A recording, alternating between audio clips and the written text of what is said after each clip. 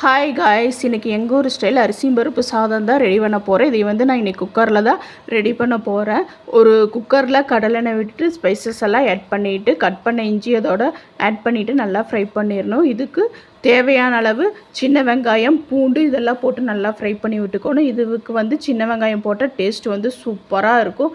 அது கூட பச்சை மிளகாய், வரமிளகாயும் போட்டு வதக்கி எடுத்துடணும்.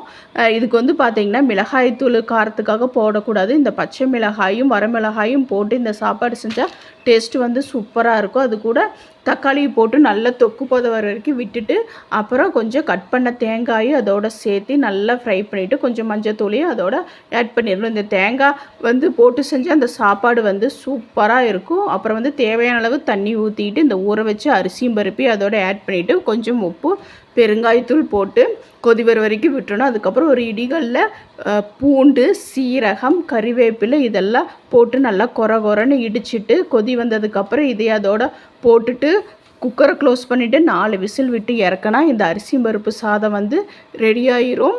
இது வந்து பார்த்திங்கன்னா இதுக்கு சைடிஷ் வந்து தேங்காய் துவையல் தான் ரெடி பண்ணியிருந்தேன். இந்த தேங்காய் துவையலுக்கும் அரிசியும் பருப்பு சாதத்துக்கும் டேஸ்ட்டு வந்து சூப்பராக இருந்துச்சு. அதுக்கப்புறம் பார்த்திங்கன்னா இது கூட கொஞ்சம் நேந்திர சிப்ஸும் வச்சு நாங்கள் வந்து சாப்பிட்டோம். ஓகே காய்ஸ், இந்த வீடியோ உங்களுக்கு பிடிச்சுன்னா லைக், ஷேர், சப்ஸ்கிரைப், ஃபாலோ எல்லாருமே பண்ணிடுங்க.